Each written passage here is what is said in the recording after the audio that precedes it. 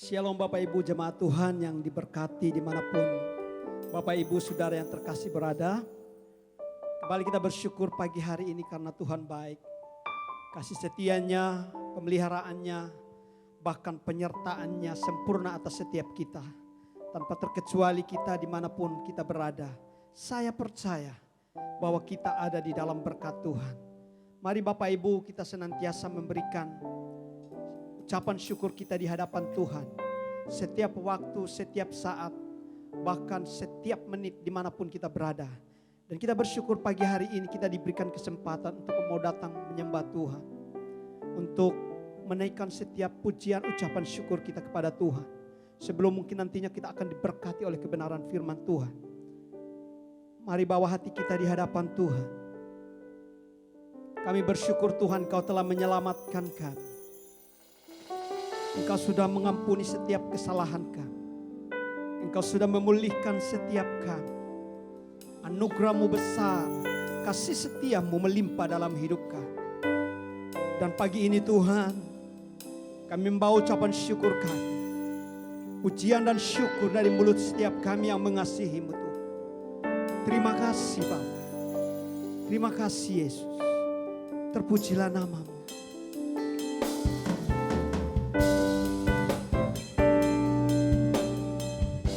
Haleluya.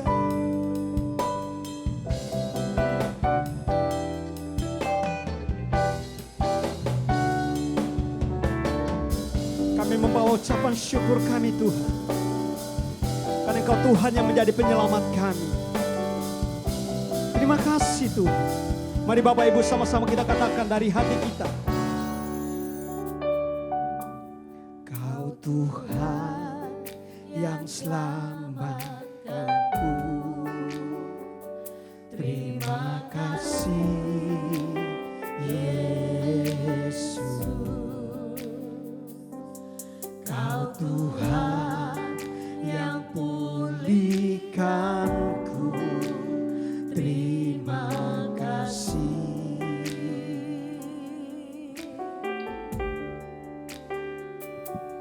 Kau Tuhan yang sembuhkanku. Terima kasih Yesus. Kau Tuhan memberkatiku. Terima kasih. Sekali lagi dengan penuh ucapan syukur. Katakan Kau Tuhan yang menyelamatkanku. Kau Tuhan yang selamatkanku. Terima kasih. Terima kasih Yesus. Kau Tuhan yang pulihkanku. Kau Tuhan yang pulihkanku. Terima kasih. Kau Tuhan.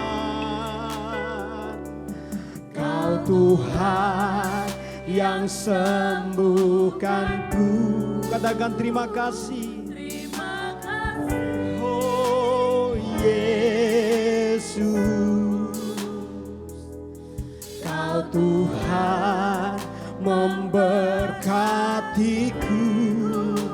Terima kasih. Mari ucapkan syukur-Mu. Katakan segala pujian dan syukur hanya bagi-Mu Yesus. Dengan apakah ku balas kasih-Mu.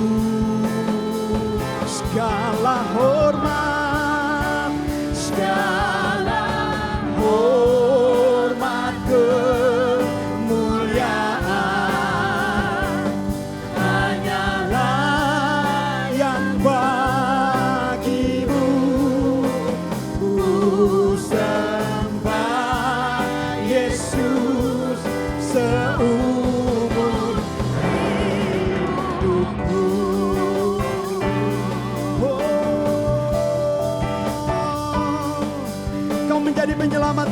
Tuhan. Mari katakan,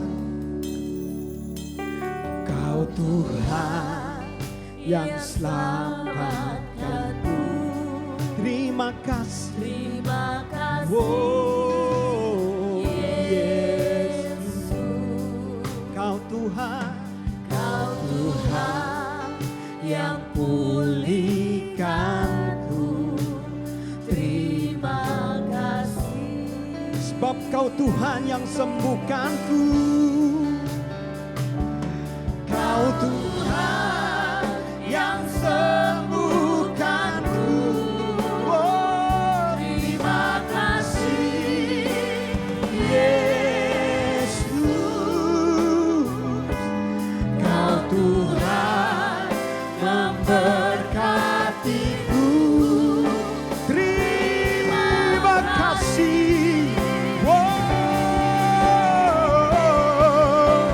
segala pujian dan syukur. Amin.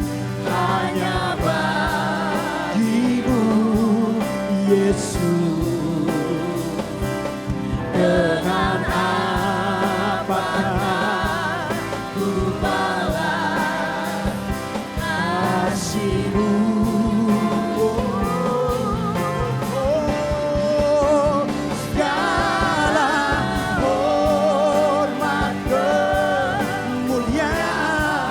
kemuliaan hanya layak bagimu.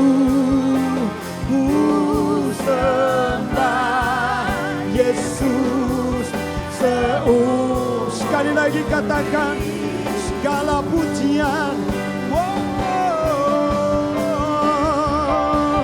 segala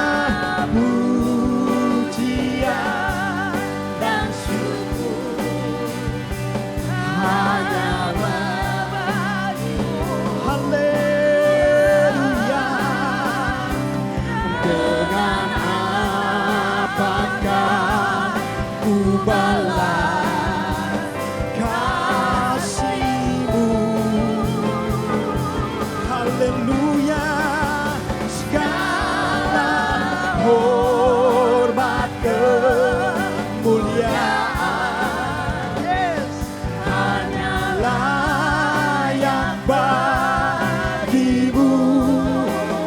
Ku sembah Yesus seumur hidup. Ku sembah dan ku sembah, ku sembah Yesus seumur hidup. Sekali lagi katakan di hadapan Tuhan, ku sembah Engkau. Ku sembah Yesus seumur hidupku. Oh, ku sembah Engkau. Ku puji nama-Mu selamanya. Oh, mari umat Tuhan dimanapun, setiap kita berada, angkat suara pujian kita. Naikkan ucapan syukur-Mu, puji dan sembah Tuhan. Haleluya. Haleluya, haleluya.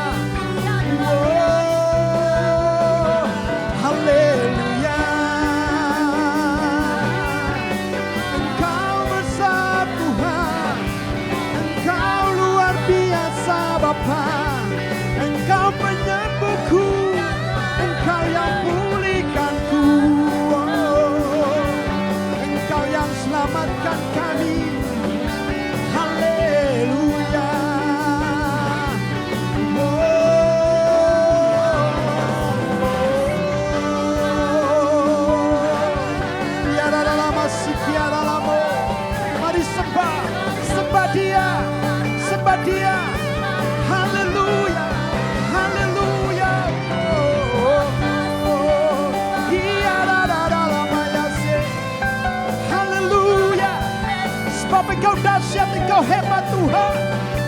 Tuhan yang bertahta atas setiap pujian kami umat-Mu.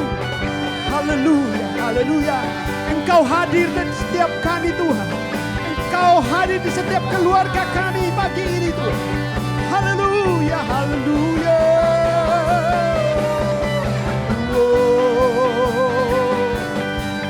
Haleluya, haleluya.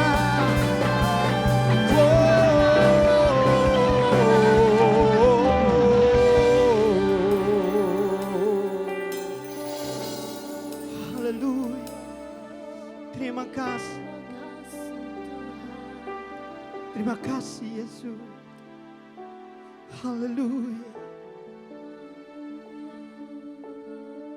Kami percaya Tuhan, di dalam hidup kami hanya punya Tuhan yang satu, yaitu Yesus Kristus. Yang pagi ini Tuhan kami terus agungkan, yang pagi hari ini terus kami tinggikan, yang pagi hari ini terus kami muliakan. Engkaulah Allah kami.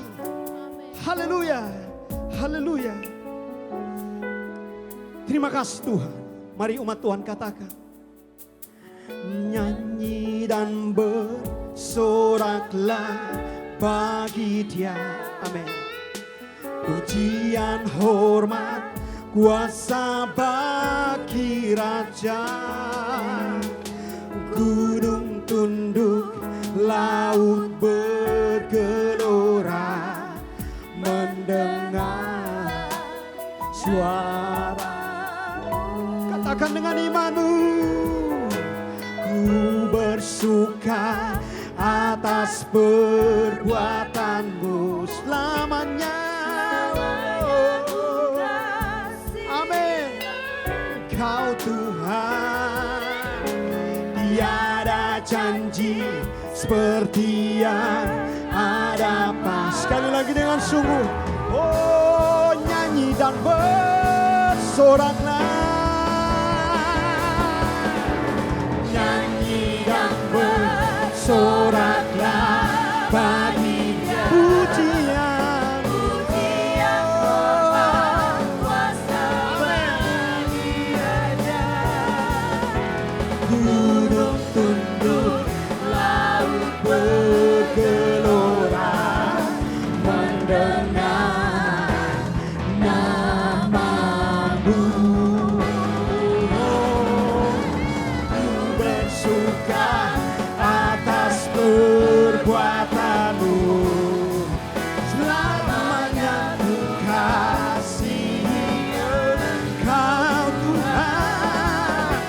Tiada janji seperti yang ada padamu.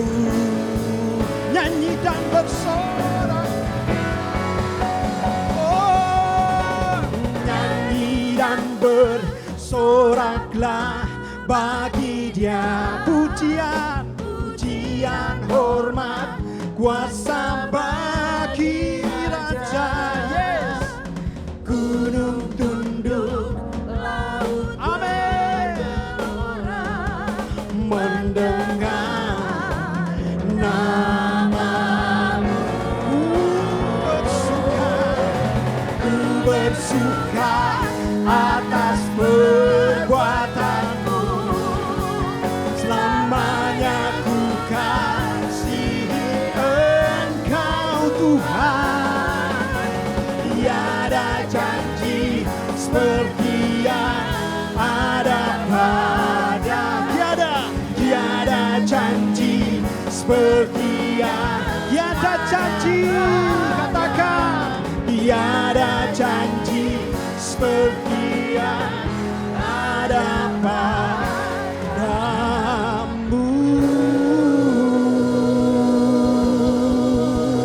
Berikan tepuk tangan bagi Tuhan kita. Haleluya, haleluya. Terima kasih Tuhan. Biarlah Engkau bertata atas pujian umat-Mu pagi hari. Setiap kami, baik kami yang melayani di tempat ini, bahkan umat Tuhan di rumah masing-masing, dimanapun Bapak Ibu Saudara berada saat pagi hari ini, kiranya roh Tuhan menaungi setiap kita, Sehingga kita dipenuhi dengan sukacita surga. Terima kasih Bapa. Engkau Tuhan yang ajaib. Kami mau serukan pagi hari. Haleluya. Mari sama-sama kita katakan amin. Haleluya. Berikan tepuk tangan sekali lagi bagi setiap kita dimanapun kita berada. Haleluya, haleluya. Kita mau katakan Yesus ajaib. Dia Tuhan yang ajaib. Kasih setianya, rahmatnya kekal selamanya. Oh yeah. Haleluya.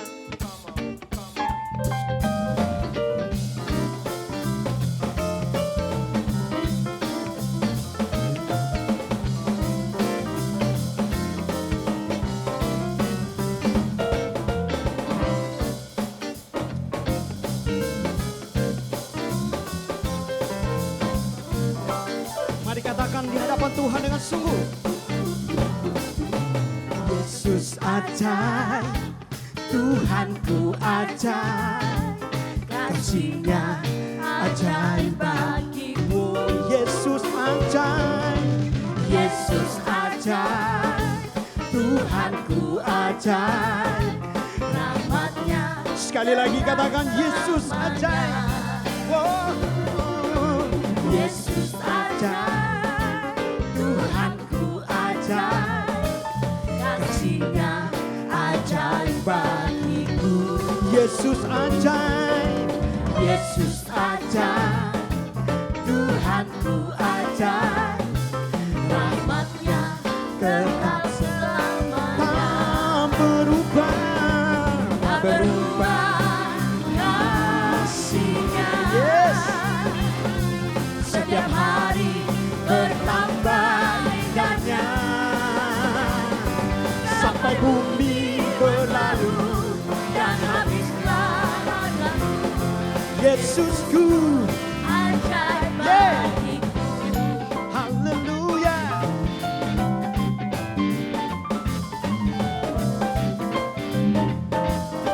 Yesus ajaib, Yesus ajaib, Tuhanku ajaib, kasih-Nya ajaib bagiku. Wow, wow, wow, wow, wow. Yesus ajaib, Tuhanku ajaib, rahmat-Nya tetap tak berubah kasih-Nya, tak berubah kasih-Nya. Setiap hari bertambah indahnya, sampai bumi berlalu dan habislah ragaku. Yesusku. Biarlah musik memuji Tuhan. Yeah. Mari kita menari bagi Tuhan kita bagi hari ini. Yeah, yeah, yeah, yeah. Haleluya. Kasih Tuhan tidak pernah berkesudahan. Berkat-Nya melimpah bagi setiap kita. Setiap hari. Tak pernah habis-habisnya. Haleluya, haleluya. Yeah, yeah, yeah. Haleluya. Pagi ini kami mau ngatakan Tuhan, tak berubah kasih-Nya. Kasih-Nya. Yes. Setiap hari bertambah indahnya, sampai bumi berlalu dan habislah ragaku. Yesusku, wow, tak berubah kasih-Mu, tak berubah kasih-Nya. Setiap hari bertambah indahnya, wow, sampai bumi berlalu dan habislah ragaku. Yesusku ajaib, tak berubah kasih-Nya, yeah. Tak berubah kasih-Nya. Amin. Setiap hari bertambah indahnya, sampai bumi berlalu dan habislah ragaku. Yesusku ajaib. Yes. Yesusku ajaib, Yesusku Ajaib bagi sekali lagi mari katakan Yesusku ajaib, Yesusku ajaib bagiku. Wow. Haleluya, haleluya. Yeah. Haleluya, haleluya. Saya percaya setiap kita menyanyikan pujian ini menjadi satu doa buat setiap kita. Percaya bahwa Tuhan ajaib, kekal sampai selama-lamanya. Puji Tuhan, mari Bapak Ibu, kita siapkan hati kita untuk kebenaran firman Tuhan. Setiap kita, hidup kita tidak luput dari apa yang namanya kesalahan. Ibarat sebuah bejana yang hancur, demikian juga hidup kita di tangan seorang penjuna. Hidup kita akan dibentuk kembali, dijadikan seperti bejana yang indah, yang memiliki nilai dan harga yang lebih mahal dari sebelumnya. Ketika hidup kita di tangan Tuhan, apapun yang menjadi kesalahan setiap kita, saya percaya dan tentunya kita semua percaya bahwa Tuhan kita yang penuh kasih, dengan tangannya yang penuh kasih itu membentuk setiap kita, melayakkan setiap kita, menjadikan kita indah dan berharga di matanya. Inilah menjadi doa kami pagi ini. Kami mau seperti-Mu Tuhan.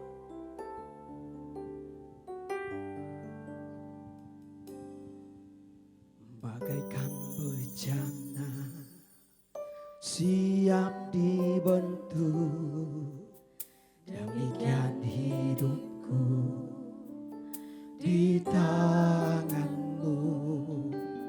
Dengan urapan kuasa Roh-Mu, ku dibaharui selalu. Jadikan ku Allah dalam rumah-Mu. Inilah hidupku di tangan-Mu.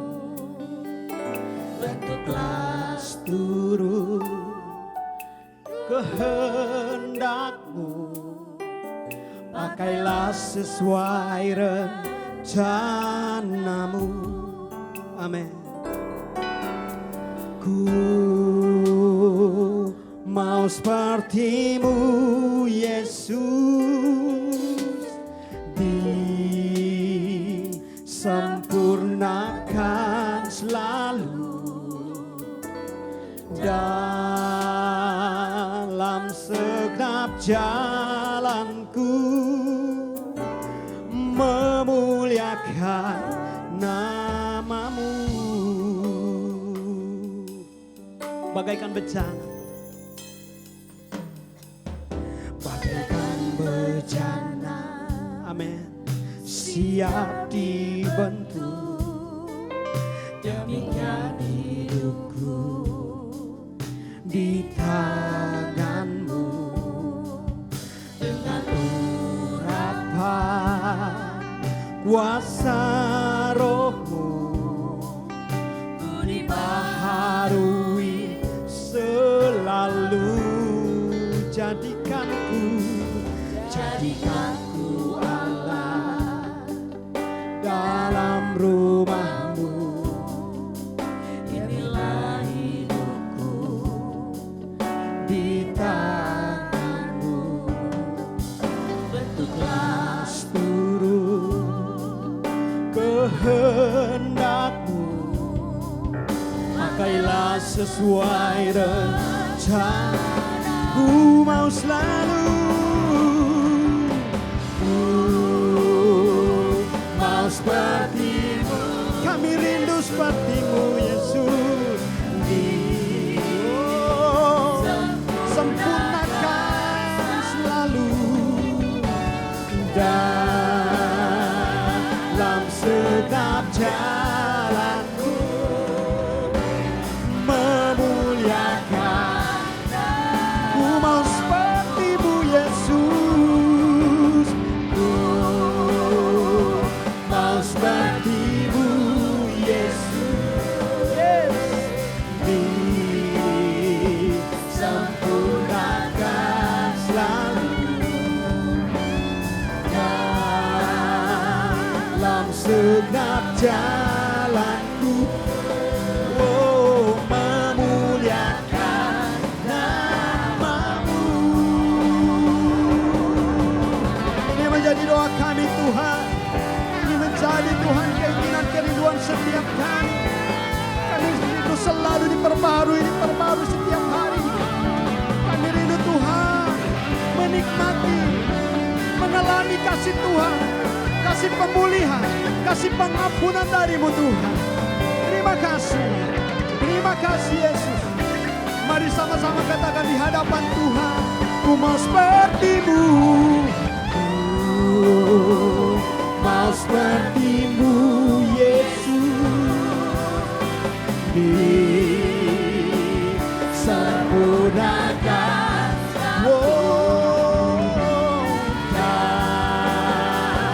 dalam segenap jalanku, memulia. Sekali lagi, ku mau seperti-Mu Yesus, ku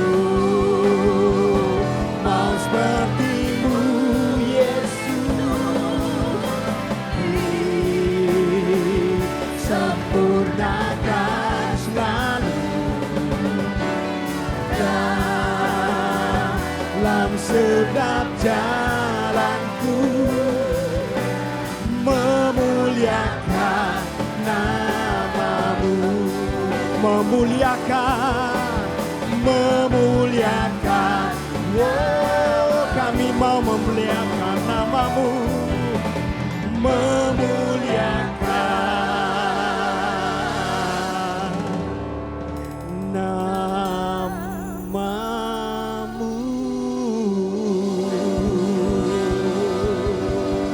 Haleluya.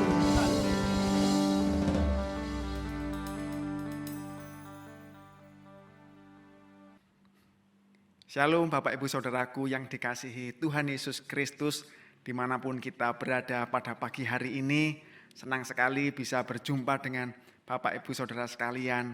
Sekalipun kita hanya terhubung melalui media online, tetapi saya percaya tidak akan mengurangi sukacita kita sedikit pun ketika kita beribadah, ketika kita ingin mengenal Tuhan, dan ketika kita ingin menyenangkan hatinya.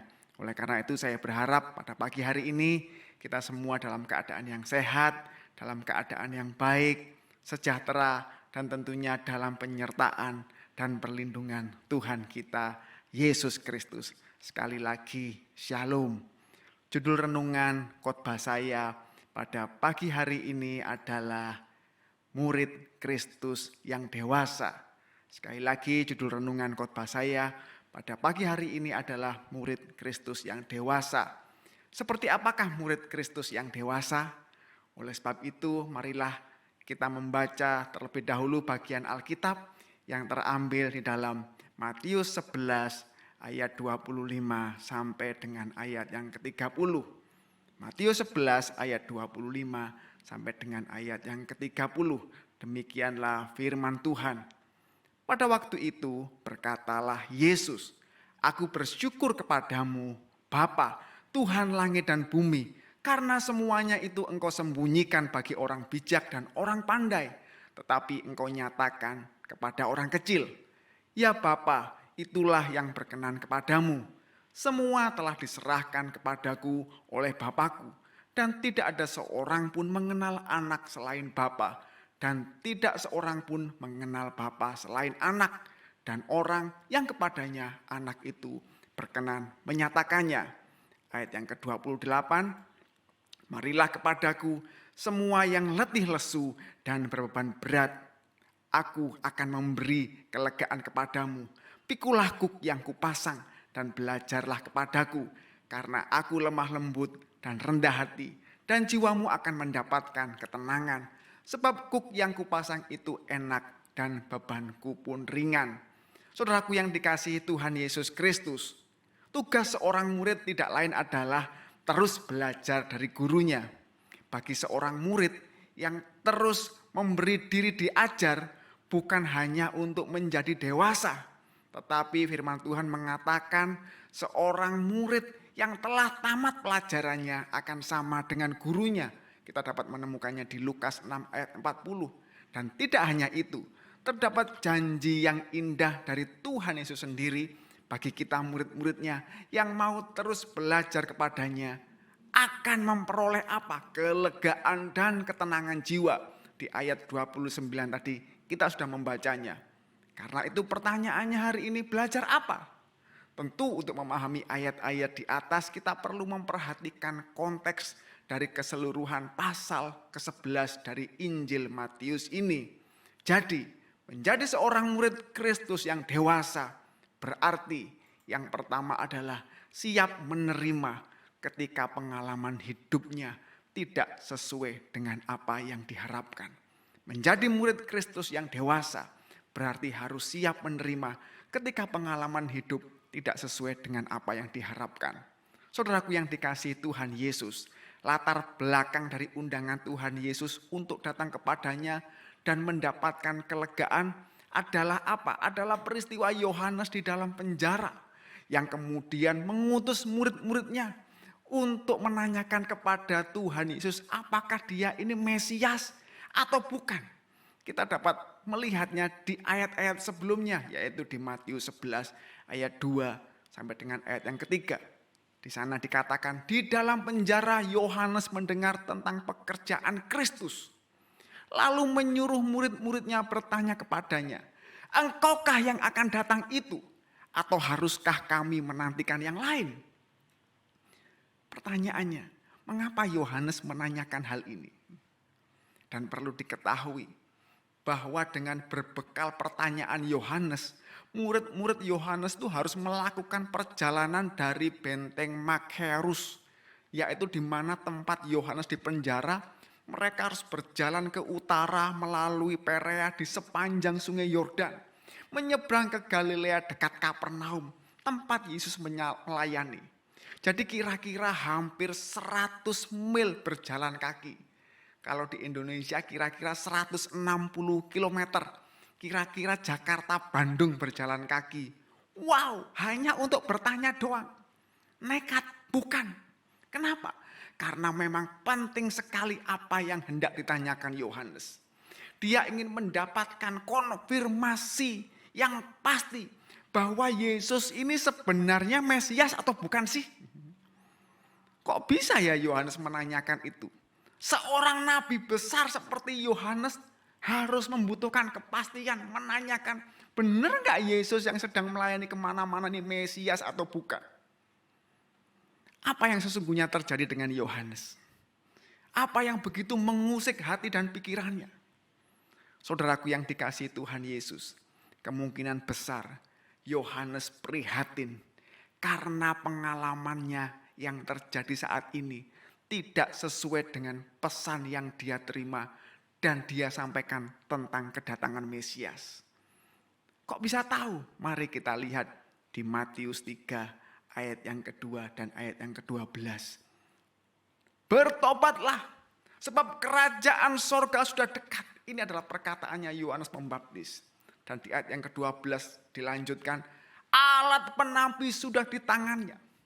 Di tangan siapa? Di tangan Mesias maksudnya. Ia akan membersihkan tempat pengirikannya dan mengumpulkan gandumnya ke dalam lumbung.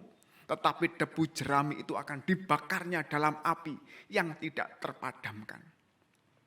Saudaraku yang dikasihi Tuhan, artinya berdasarkan misi yang diterima oleh Yohanes, dia berharap itu bahwa Mesias itu datang sebagai hakim yang menjanjikan berkat bagi mereka yang bertobat dan penghakiman atas mereka yang enggak bertobat.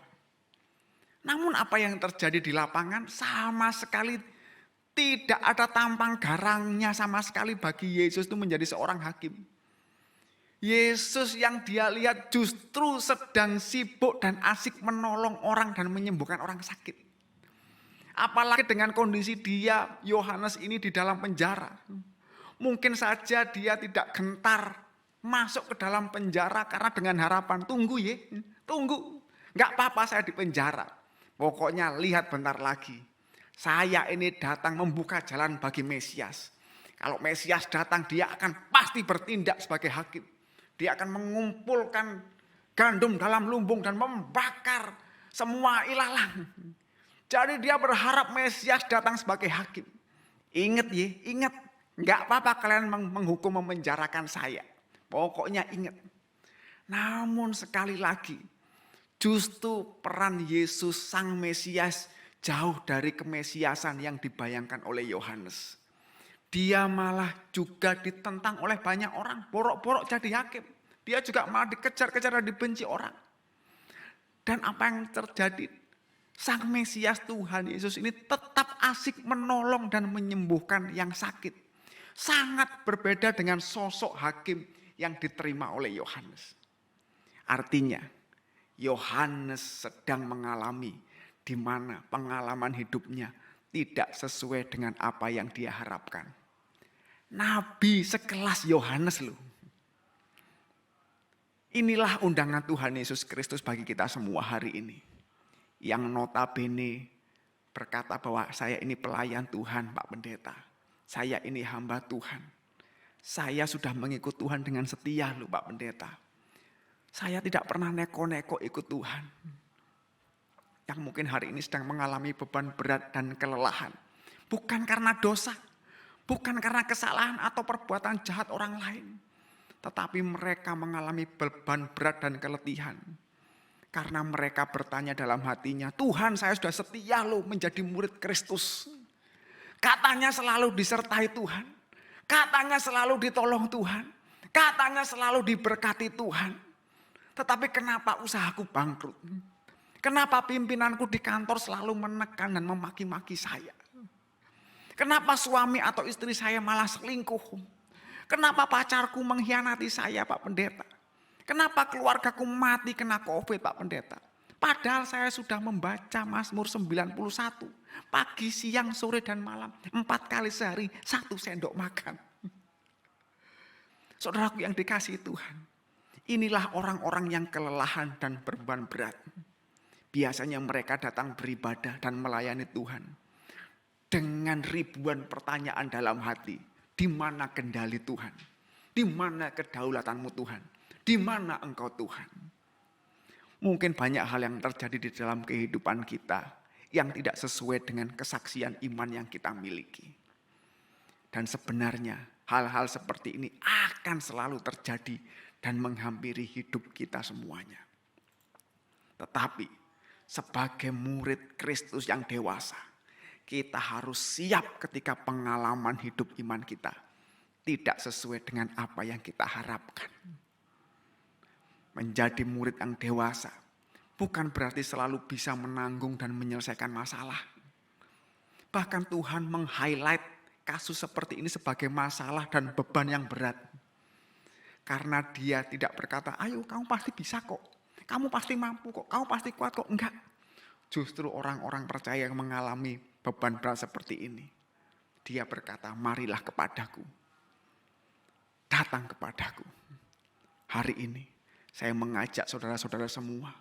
Yang mungkin engkau mengalami bahwa perjalanan hidup keimananmu dengan Tuhan.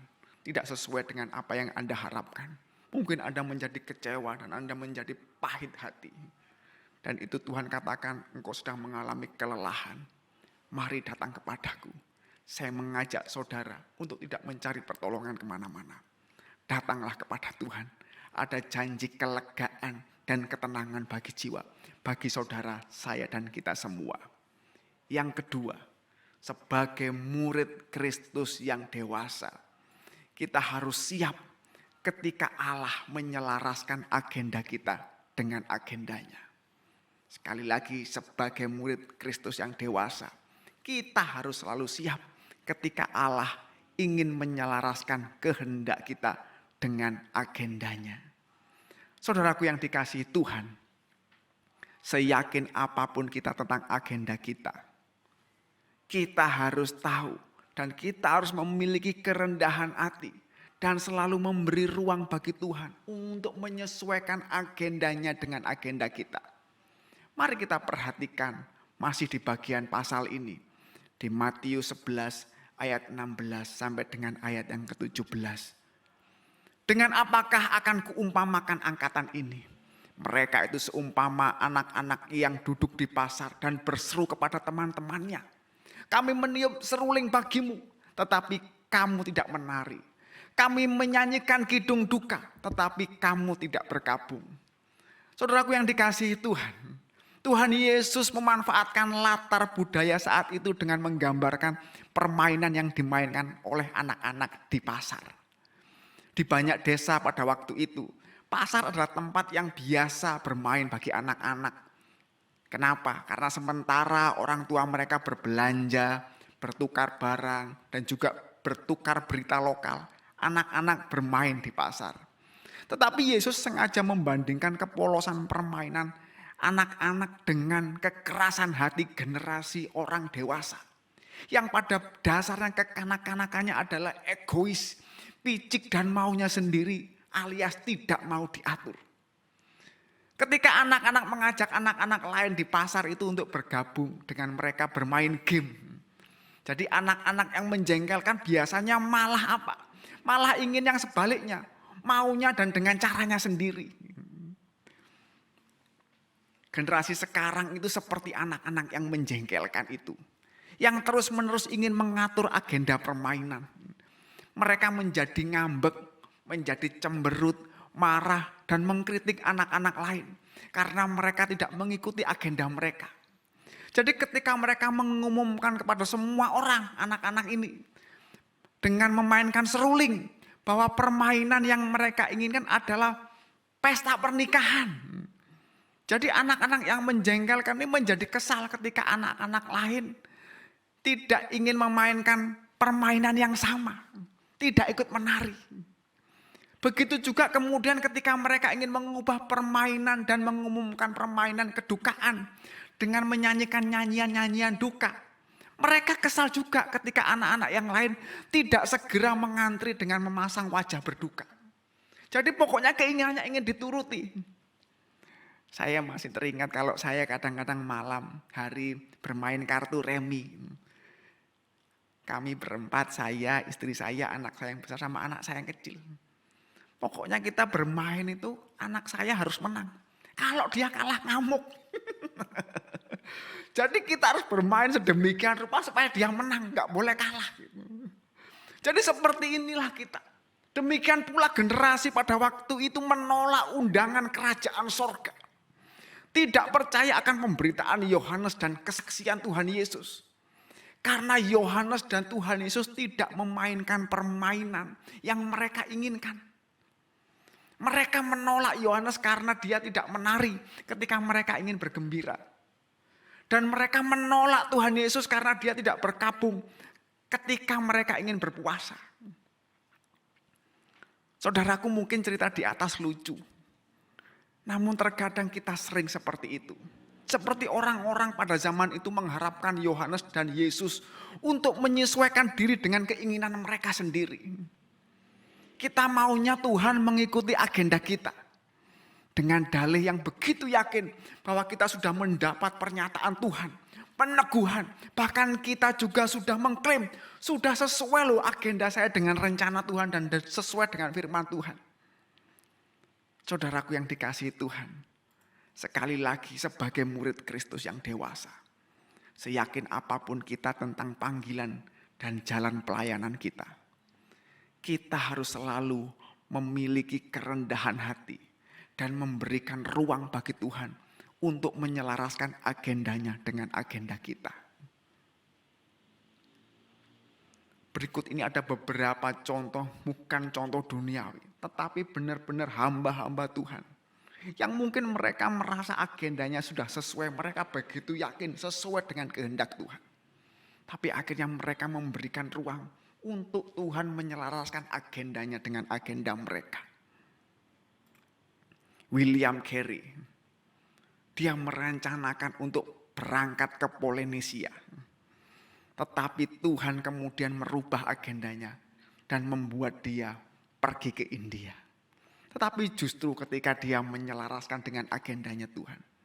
Di India akhirnya Alkitab diterjemahkan dan dicetak dalam 40 bahasa. Akhirnya di sana didirikan sekolah tinggi teologi. Di sana India membuka pintunya untuk misi. Bahkan terjadi pertobatan yang luar biasa untuk Kristus. Tahukah saudara David Livingstone? Pada awalnya dia begitu gigih dan kokoh ingin pergi ke China. Tetapi justru ketika dia membuka hati untuk Tuhan menyelaraskan agendanya, Tuhan malah kemudian mengutusnya ke Afrika. Kita tahu sendiri karena jasa-jasa David Livingstone, Afrika menjadi dikenal oleh dunia. Banyak lembaga pelayanan misi yang mengirimkan utusannya ke Afrika karena jasa-jasa David Livingstone.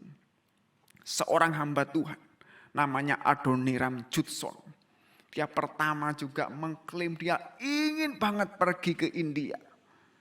Tetapi justru ketika dia membuka hatinya untuk Tuhan menyelaraskan agendanya, Tuhan memimpinnya pergi ke Myanmar. Yang terjadi selama 38 tahun. Judson menghasilkan terjemahan lengkap Alkitab bahasa Burma dan kamus bahasa yang nantinya justru akan dipakai dan digunakan oleh para misionaris yang selanjutnya pergi ke Burma. Ratusan petobat datang ke gereja. Jadi saya mengajak saudara-saudaraku pada pagi hari ini, hamba-hamba Tuhan, pelayan Tuhan, aktivis, orang-orang yang mengaku murid Kristus. Mungkin engkau sudah merasakan kemantapan, kayaknya ini yang Tuhan agendakan dalam hidup saya. Kau memiliki keyakinan yang kayaknya saya akan menjadi pendeta. Kayaknya saya akan menjadi misionaris. Kayaknya saya akan menjadi worship leader yang luar biasa. Tetapi saya yakin apapun engkau dengan panggilan Tuhan yang kau terima, kita harus terus membuka hati dan memberikan kesempatan dan ruang kepada Tuhan untuk menyelaraskan agendanya dengan agenda kita. Itulah ciri-ciri murid Kristus yang dewasa. Dan yang ketiga, murid Kristus yang dewasa, dia harus meresponi hak istimewa sebagai murid Kristus dengan tanggung jawab yang serius. Sekali lagi, murid Kristus yang dewasa harus meresponi hak istimewa sebagai murid Kristus dengan tanggung jawab yang serius. Hak istimewa apa Pak Pendeta? Hak istimewa yang mana? Kayaknya selama ini hidup saya biasa-biasa saja. Tidak biasa. Kita saja sebenarnya sebagai orang percaya dan orang Kristen, sebagai murid Kristus yang tidak pernah menyadari hak istimewa itu. Seorang teolog perjanjian baru namanya Dale Bruner. Dia memperingatkan semua orang yang telah memiliki hak istimewa, yang telah mengalami kehadiran ajaib Kristus dalam hidup mereka, untuk melihat kembali apakah mereka telah memberikan tempat yang layak bagi Kristus di dalam kehidupan mereka. Mari kita perhatikan ayat berikut ini, tetap di pasal yang ke-11. Matius 11 ayat 20 sampai dengan ayat 22. Lalu Yesus mulai mengecam kota-kota yang tidak bertobat. Sekalipun di situ ia paling banyak melakukan mujizat-mujizatnya. Celakalah engkau Korazim, celakalah engkau Betsaida. Karena jika di Tirus dan Sidon terjadi mujizat-mujizat yang telah terjadi di tengah-tengah kamu, sudah lama mereka bertobat dan berkabung. Tetapi aku berkata kepadamu, pada hari penghakiman, tanggungan Tirus dan Sidon akan lebih ringan daripada tanggunganmu. Coba kita perhatikan baik-baik. Ternyata tanggungan penghakiman yang diberikan oleh Tuhan adalah setara dengan tingkat pewahyuan yang diterima. Sekali lagi, tanggungan penghakiman yang diberikan setara dengan tingkat pewahyuan yang diterima. Kapernaum, Korazim, Betsaida sebenarnya telah mendapatkan hak istimewa untuk mengalami kehadiran Sang Mesias yang ajaib. Bahkan menjadi pusat pelayanan dan markas besar Kristus dan murid-muridnya. Bahkan paling sering menjadi sasaran mujizat dan pernyataan Allah di kota-kota ini. Mereka bisa berbangga, wah ini loh kota kita. Menjadi pelayanan Yesus, menjadi pusat basis pelayanan Kristus dan murid-muridnya. Tetapi apa yang terjadi? Mereka justru dikecam oleh Tuhan Yesus. Karena mereka menganggap sepele dan tidak mau menerima kemuritan dari Kristus. Saudaraku yang dikasihi Tuhan Yesus. Bukankah ini juga peringatan keras bagi kita? Ayo saya tanya, komunitas mana yang paling sering mendengar suara Tuhan? Kita kan? Karismatik. Komunitas mana atau orang Kristen apa yang paling sering melihat mujizat? Siapa? Kita kan? Komunitas atau orang Kristen mana yang paling sering dapat penglihatan? Kita kan? Karismatis. Mana yang paling sering bernubuat? Yang paling sering mengusir setan? Kita. Karismatis. Ya, bukan orang yang lain. Anda, saya, kita semua. Kita boleh bangga dengan itu semua dan bermegah dengan semuanya itu. Tetapi menjadi murid Kristus yang dewasa tidak pernah diukur dari seberapa besar apa yang sudah kamu terima dari Tuhan. Tetapi apa yang sudah kamu lakukan dengan dan untuk Kristus. Sekali lagi, menjadi murid Kristus yang dewasa tidak pernah diukur dari seberapa besar apa yang sudah kamu terima dan alami dari Tuhan. Tetapi dari apa yang sudah kamu lakukan dengan dan untuk Tuhan. Saudaraku yang dikasihi Tuhan, artinya hak istimewa itu tidak bisa kita responi dengan hidup biasa saja. Pelayanan asal-asalan, sedikit-sedikit ngambek, sedikit-sedikit ngambek, ngambek kok sedikit. Ibadah seenaknya sendiri, berkorban ala kadarnya. Hidup seenak perutnya, pulang ke rumah teler. Sehingga istri selalu bernyanyi seperti lagunya Michael Jackson yang judulnya My Book. Bagaimana lagunya Pak Pendeta? My Book lagi, My Book lagi. Ku tak mau hidup begini. Tidak bisa. Murid Kristus yang sejati akan berusaha, berupaya, mendisiplin dirinya demi kesalehan. Bukan karena untuk mendapatkan pahala, namun karena mereka menyadari bahwa ada Allah yang hadir di dalam kehidupan mereka. Haleluya. Mungkin untuk memperjelas ini, saya pernah membaca sebuah quote yang mengatakan seperti ini. Berdoalah seolah-olah dan memang hanya Tuhan yang dapat menolongmu.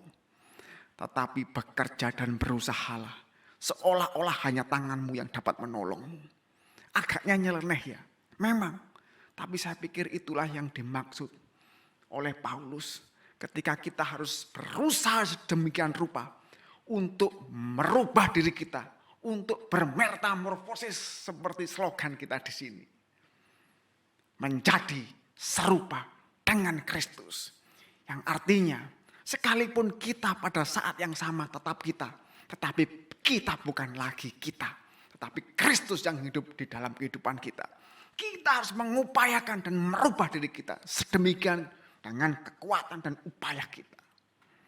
Bahkan lebih lanjut, Dale Bruner, seorang hamba Tuhan, mengatakan, negara-negara, ini saya tambahin sendiri, gereja, komunitas, pelayanan, orang Kristen, justru berada dalam masalah khusus pada hari penghakiman. Bukan karena Yesus tidak pernah ada di tengah-tengah mereka. Tetapi justru karena Tuhan Yesus pernah berada bersama mereka. Artinya kehadiran Yesus tanpa suatu perubahan dapat membawa kepada kutukan yang lebih dalam daripada Sodom dan Gomora. Saudaraku yang dikasihi Tuhan, ayo maju. Jadi murid Kristus yang dewasa. Jangan hidup sembrono. Jangan main-main, hidup sungguh-sungguh, ulet, bekerja keras, baik dalam beribadah dan melayani Tuhan. Haleluya. Dan yang keempat, menjadi murid Kristus yang dewasa. Artinya, kita harus menyadari bahwa keletihan dan beban berat hanya dapat dilepaskan melalui kuk pemuritan Kristus. Sekali lagi, menjadi murid Kristus yang dewasa. Artinya kita harus menyadari bahwa keletihan dan beban berat hanya dapat dilepaskan melalui kuk pemuritan Kristus. Berat enggak sebenarnya menjadi murid Kristus seperti yang di atas tadi? Harus rela ketika Allah menyelaraskan kehendaknya.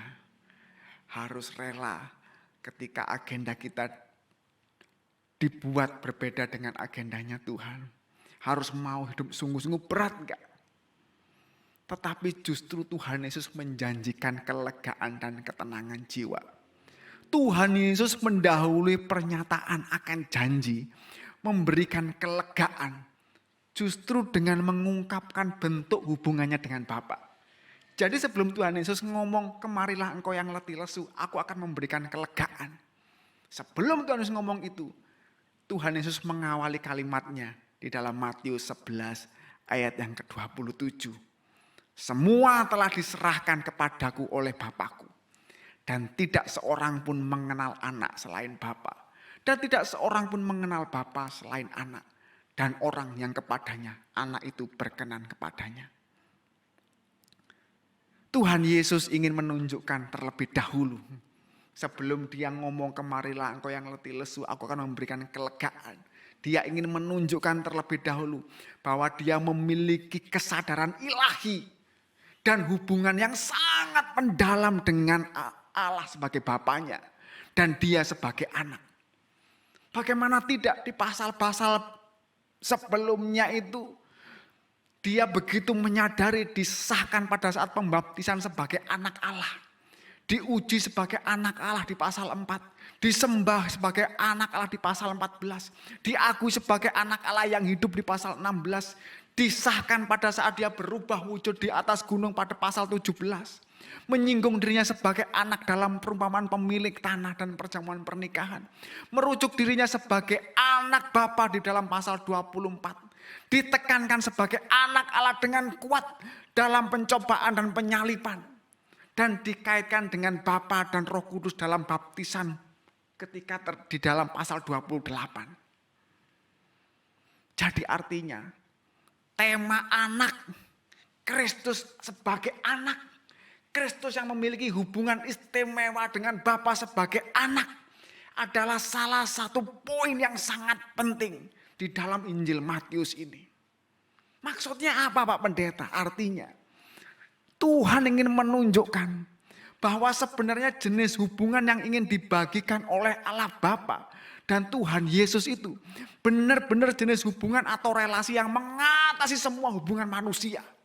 Dan semua pengetahuan gak terpikirkan oleh kita, hubungan yang begitu spesial dan indah, luar biasa, di luar jangkauan manusia. Itu sebenarnya yang ingin dibagikan oleh Tuhan Yesus kepada kita. Haleluya. Nah, baru setelah Tuhan Yesus kepingin mengungkapkan hubungan personalnya yang luar biasa itu. Setelah itu baru dia mengatakan undangan kepada kita semua, kepada mereka yang letih, lesu dan berbeban berat untuk diberikan kelegaan dan ketenangan jiwa. Bagaimana caranya mendapatkan kelegaan dan ketenangan jiwa menurut ayat tersebut? Caranya untuk mendapatkan ketenangan dan kelegaan ternyata bukan dengan cara rekreasi. Bukan dengan jalan-jalan ke pantai. Bukan dengan menginap di hotel yang mewah. Bukan dengan makan yang nikmat dan lain-lain. Justru caranya malah dengan diberikan beban dan kuk yang baru lagi. Jadi orang terbeban berat, caranya supaya lega malah dikasih beban lagi. Loh kok bisa? Apa itu? Ya dikasih kuk dan beban lagi. Yaitu beban dan kuk pemuritan kerajaan Allah. Artinya kita harus menundukkan diri kepada Yesus sebagai Raja dan Tuhan dalam kehidupan kita.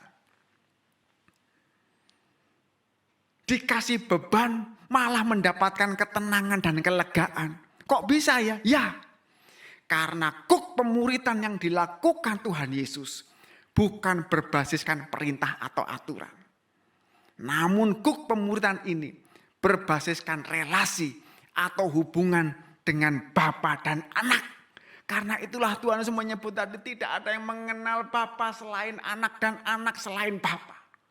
Dan di ayat yang ke-20 dilanjutkan lagi. Dan tidak ada seorang pun yang mengenal Bapa selain anak. Dan orang yang kepadanya anak itu berkenan menyatakannya. Saudaraku yang dikasihi Tuhan. Artinya semakin kita memberikan diri dan merelakan hati untuk menerima kuk pemuritan Kristus kerajaan Allah. Justru disitulah kita akan menikmati dan merasakan relasi dan hubungan yang sejati dengan Tuhan Yesus dan Allah Bapa.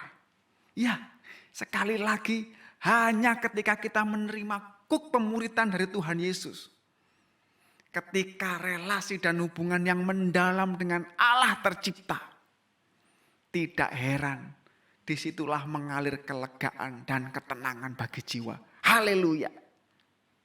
Jadi saudaraku yang dikasihi Tuhan Yesus Kristus, jika saudara merindukan kelegaan dan ketenangan bagi jiwa, hanya ada satu caranya, yaitu ketika saudara menikmati, merasakan, dan menghidupi hubungan dan relasi yang mendalam dengan Tuhan Yesus.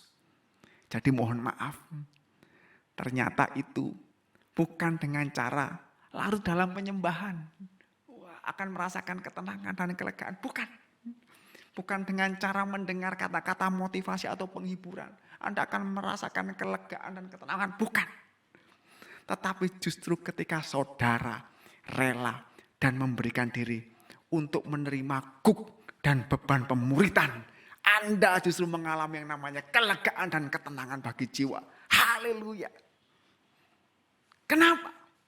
Jadi apa yang Tuhan Yesus janjikan sebenarnya bukan kelegaan atau ketenangan itu sendiri sebagai tujuan akhirnya. Tetapi yang dia maksud adalah hubungan dengan dirinya sendiri. Itu yang sedang dia tawarkan kepada kita. Haleluya. Saudaraku yang dikasihi Tuhan Yesus Kristus. Michael J. Wilkins, seorang hamba Tuhan teolog dan penulis buku. Dia berkata, penyakit dan malapetaka dan tragedi akan tetap menjadi bagian dari dunia yang jatuh ini sampai pemulihan terakhir dari segala sesuatu. Tetapi bagi mereka, anggota kerajaan surga, akan ada janji pertolongan Tuhan Yesus yang akan selalu menopang. Justru apa? Justru sewaktu kita memikul kuk kemuritannya. Artinya, akan ada peristiwa yang begitu merumitkan kehidupan kita. Yang akan menghantui hidup kita. Yang akan menerpa dan menggoncang hidup kita. Dan itu tidak bisa dihindari. Tetapi Tuhan menjanjikan kelegaan dan ketenangan jiwa. Justru bukan dengan kita bersantai-santai atau rekreasi. Ketenangan dan kelegaan jiwa akan kita dapatkan. Ketika kita justru memberi diri kita. Mau dimuridkan. Tunduk kepada Kristus sebagai Tuhan dan Raja dalam kehidupan kita.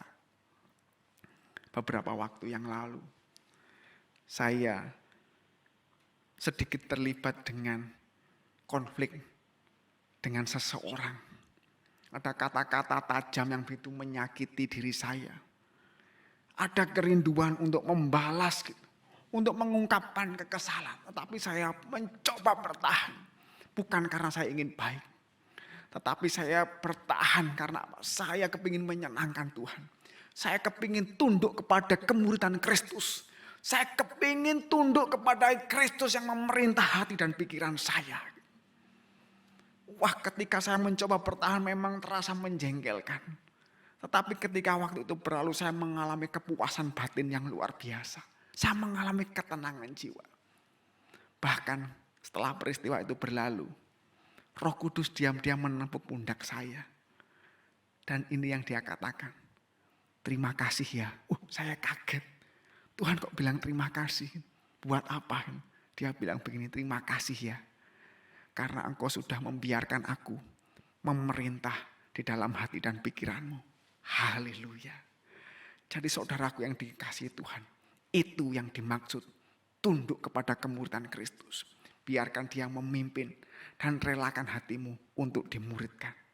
Dan percayalah akan ada janji pertolongan Tuhan Yesus yang akan selalu menopang kehidupan kita semuanya. Ketika kita memberi diri kita untuk dimuridkan.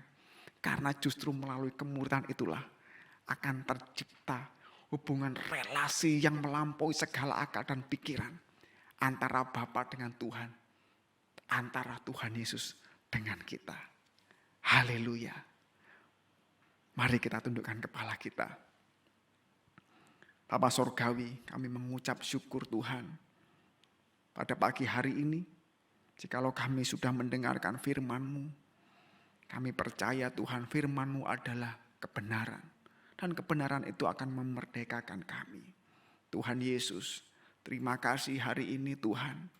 Kalau kami sudah boleh mendengar suara-Mu, kami berdoa Tuhan Yesus, kiranya firman-Mu itu menjamah kehidupan kami. Menegur kami, menguatkan kami, menghibur kami.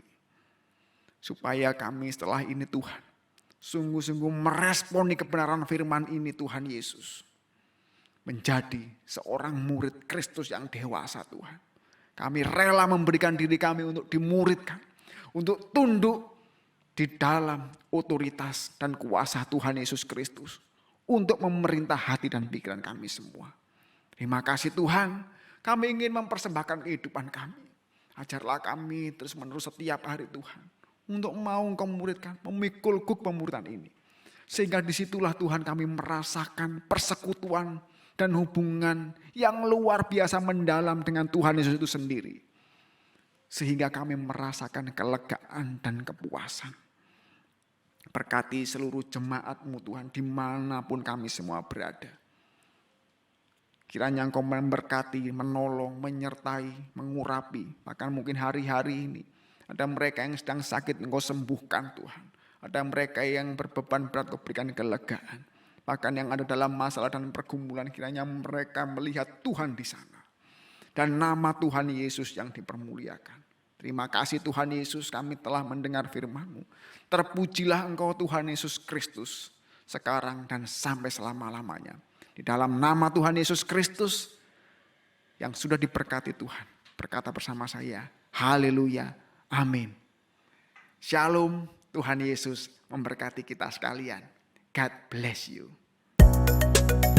Jemaat masih memiliki kesempatan yang sama untuk menabur bagi pekerjaan di rumah Tuhan. Untuk persembahan mingguan, persepuluhan, dan persembahan lainnya dapat melalui transfer ke nomor rekening gereja berikut ini.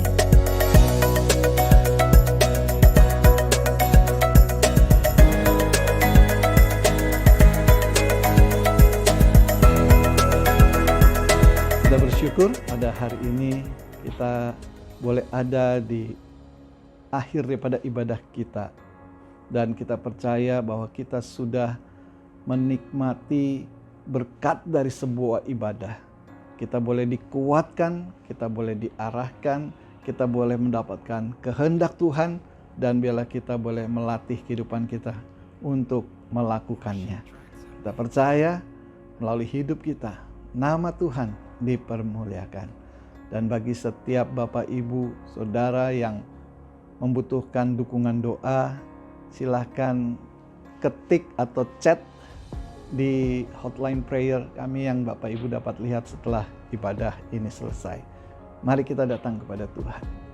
Bapa dalam surga, kembali kami datang kepadamu bersyukur buat segala kemurahan-Mu Tuhan, sehingga kami boleh menyelesaikan ibadah ini di dalam berkat Tuhan. Dan biarlah setiap firman yang kami dengar hari ini boleh kami lakukan di dalam hidup kami, supaya hidup kami adalah hidup yang bertumbuh di dalam Tuhan, bertumbuh menjadi dewasa, bertumbuh menjadi semakin serupa seperti Kristus. Terima kasih Tuhan, terima kasih. Dan kami terus mengingat jemaat-Mu Tuhan, dimanapun mereka ada saat ini, di situasi yang mungkin sampai saat ini belum menentu, tetapi kami tahu Tuhan menjaga, melindungi, bahkan Tuhan juga memberkati. Apapun yang dikerjakan, diusahakan, semuanya berhasil sehingga nama Tuhan dipermuliakan. Ada satu kesaksian besar terjadi dalam setiap umat-Mu. Terima kasih Tuhan, kami terus berdoa perjalanan daripada gereja Tuhan. Bagi bangsa ini juga kami serahkan ke dalam tangan Tuhan, supaya bisa melalui masa sulit ini dengan penuh kemenangan daripada Tuhan. Saat ini kami percaya ada berkat Tuhan yang tersedia bagi setiap kami umat-Mu, dan kami mau menerimanya dengan bersyukur dan dengan penuh sukacita. Terima kasih Tuhan, terima kasih. Umat yang dikasihi Tuhan, mari kita arahkan hati kita kepada Tuhan yang menjadi sumber berkat di dalam kehidupan kita, dan kita terima dengan bersyukur dan dengan penuh sukacita. Umat yang dikasih Tuhan, yakinlah bahwa penyertaan Tuhan akan terus membawa kita dari satu hari kepada hari yang berikutnya dengan penuh berkat, kebaikan dan kemurahan Tuhan. Dan biarlah nama Tuhan terus ditinggikan melalui kehidupan kita.